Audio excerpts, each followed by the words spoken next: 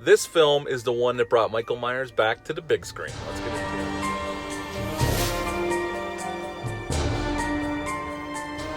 Hey, welcome back to my channel. I hope everyone is doing well out there. And today's the day. Yes, we are going to talk about Halloween 4, The Return of Michael Myers. Yes, this movie came out October 21st of 1988. It's an hour and 28 minutes long. It's rated R, had a budget of $5 million, and upon release that October, it made $17.7 million. So it had a nice little return on investment for Mustafa Akkad and Trancas International. Now, as if you're a Halloween fan like I am, this is my favorite Halloween series, so let's get that out of the way. 81, we saw Halloween 2, which was a nice success for Universal and Trancas. Now, with Halloween 3, John Carpenter and Deborah Hill didn't want Michael Myers around anymore. Matter of fact, they thought they killed him at the end of Halloween 2. They blew him up. Carpenter didn't see any further exploits of Michael Myers. So what their plan is to do an anthology film every Halloween. Have a new Halloween-themed horror film titled Halloween every year. That was their plan, which I think was a pretty damn good, nice plan. Unfortunately, Michael Myers was just a popular character that by the time Halloween 3 came out, which is a damn good film in its own right, people hated it because they wanted Michael Myers. I myself, when I first saw Halloween 3, was like, where the hell's Michael Myers? So the Cannon Group, the producers behind such classics as Missing in Action, Invasion USA, other low-budget exploitation films. They also did Texas Chainsaw Massacre 2, Invaders from Mars with Tobe Hooper, and Life Force with Tobe Hooper. They went to John Carpenter and said, want to make another Halloween film. So Deborah Hill and John Carpenter commissioned a script from a gentleman named Dennis Hutchison. Well, they balked at it because there was no real Michael Myers in it. And that script, some of it is used in Halloween 6. It was more about the psychological aspects of the effects on the town of the rampage of Michael Myers. They banned Halloween. What the town has gone through after what happened with Michael Myers. It would have been very interesting to see that. Unfortunately, it wouldn't have pleased the fans. They want flesh and blood Michael Myers killing people. So Mustafa Akkad bought out John Carpenter and Deborah Hill and took ownership of the property, went to Dwight Little to direct the film. Dwight Little before this had done a couple episodes of Freddy's Nightmares, which I think was on NBC back in the day. I remember seeing that. I think it was on NBC before. I don't remember exactly, but I think it was NBC.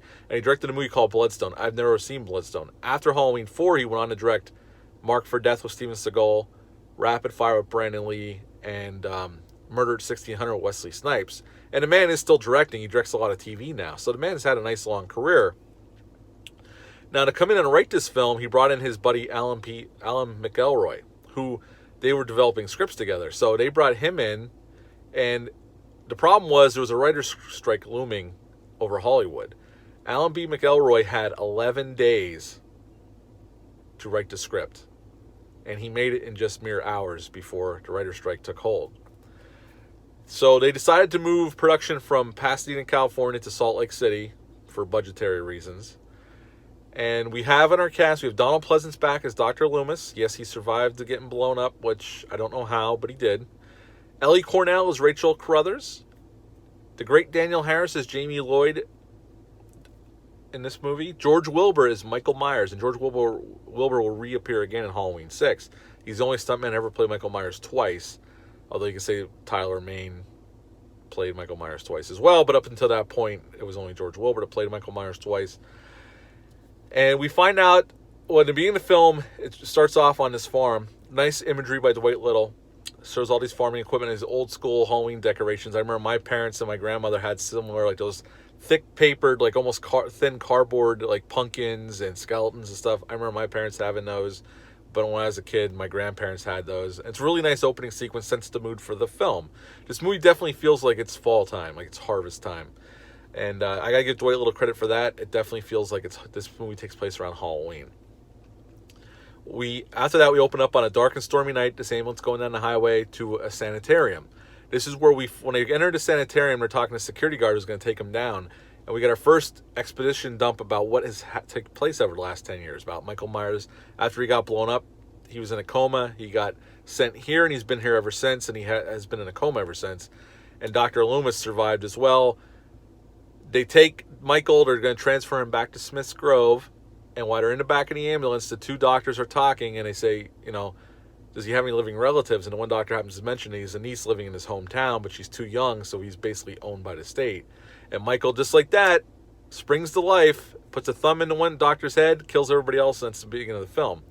We're introduced to Jamie Lloyd, who we find out is Laurie Strode's daughter. Laurie Strode has passed away in a car accident, and she was adopted by the Carruthers, and Rachel's now her adopted sister, or stepsister, or adopted sister. And she has this nightmare sequence. She sees Michael, and Michael chases her, and that's our introduction to her. They kind of play up that they have a psychic link because they're related. They played it up more in part 5. In this one, they're kind of introducing it, which I have no problem with them introducing new threads to the mythology. You got to go somewhere at this point, or it's just the same shit over and over and over again. So they introduced this a little bit of psychic linkage, a little bit, and then we're introduced to Dr. Loomis. We see Loomis for the first time, and he's scarred on his face, his hands are burned, and they find out that the ambulance has gone off the road. They go, and there's blood all over the place, and they're trying to play it off as, they must have lost the road, and even the cop's like, yeah, it happens, and the Loomis knows Michael's alive. And Loomis starts taking off for Haddonfield. We get our first meeting between Michael and Loomis at this gas station. Michael, we see before Loomis shows up, kills the garage attendant. We don't see him kill the people in the diner, but Loomis finds the aftermath. And Loomis turns around, and the camera whips around, and we see Michael in the doorway in the kitchen. And they have Loomis talks to Michael, tell him to leave Haddonfield alone. If he wants another victim, take me. And Loomis pulls his handgun out and starts shooting at Michael. And Loomis looks, and Michael's gone. And Michael takes off with a truck, blows up the gas station, and takes off down the highway. We see Michael get his mask. We see Rachel take Jamie for her Halloween costume at this drugstore, St. Vincent's drugstore, which you'll also see in the Sandlot, because the Sandlot was filmed in Salt Lake City. It's in the Sandlot, it's where the boys go get a baseball when they need a baseball to play ball that day. Same drugstore. We see Michael get his mask, and the mask is a point of contention a little bit in this film. And basically after that, we see Rachel taking Jamie trick-or-treating, and I like what Dwight Little does here. If you look every so often in the background, you'll see Michael hovering in the background watching them from afar. Michael goes to the power station, throws this gentleman onto a transformer, the power goes out. Loomis had already got to town, talked to the sheriff, so they know Michael's back, and they're on the lookout, and they're trying to find Jamie and Rachel to keep them protected. And after that, it's just Michael starts killing people.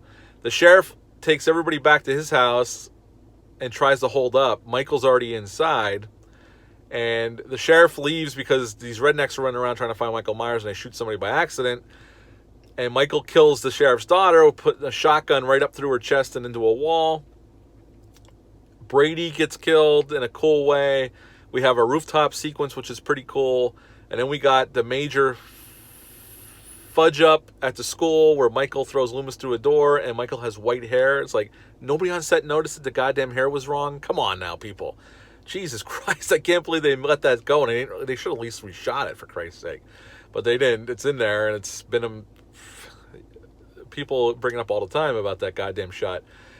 And then at the end, we have our final battle where Jamie and Rachel are in this pickup truck with the rednecks. Michael's underneath, climbs up, kills the ones in the back, rips the one guy's face almost off. Rachel runs Michael over to the truck, and then the cops shoot him. He falls down a mine shaft, and then we get a surprise ending where Jamie's Halloween costume was similar to Michael's when he was a kid when he killed his sister, clown outfit. Goes upstairs, stabs her adopted mother, comes down the stairs. She's standing with a pair of scissors in her hands, and Loomis loses his goddamn mind, and that's the end of Halloween 4. And this movie is well shot. It definitely feels like Halloween time. Yes, there are some problems with the editing. If you watch it closely, there's a couple of mistakes. But overall, to reintroduce Michael Myers is a damn good entry into the franchise, and definitely one of the better sequels, especially later on. I like H2O. I even have a soft spot for 6, which I'm going to do 5 and 6 this week as well. The Thorn trilogy, as people call it. It's nice seeing Donald Pleasance back. We have a great cast here. I like Ellie Cornell's Rachel. She definitely has that girl next door vibe. Very cute. Very just girl next door-ish. Very nice.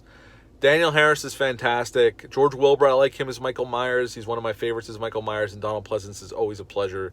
At this point, he's like the Ahab of this story. And it's a well-done film.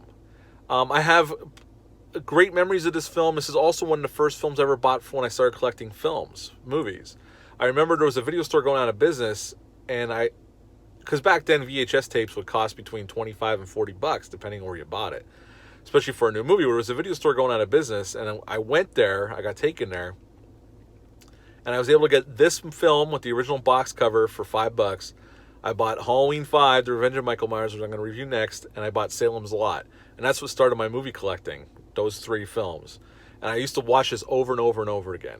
Now, over the years, I do notice more and more problems, and it's not as perfect as I once thought it was, but I still enjoy this film. Even with all the problems, I still enjoy this film. I would give Halloween 4, The Return of Michael Myers, a 7.5 out of 10. I think it deserves that. I like this film. I like watching it every year. So yes, 7.5 out of 10 for Halloween 4, The Return of Michael Myers. What are your thoughts on this sequel? Leave a comment down below. Let me know. Hit the thumbs up. Hit the subscribe button. Share this video. I'd greatly appreciate it. I'll be back with Halloween 5, The Revenge of Michael Myers next. You all stay safe out there, and I'll be back soon. Thanks. Bye.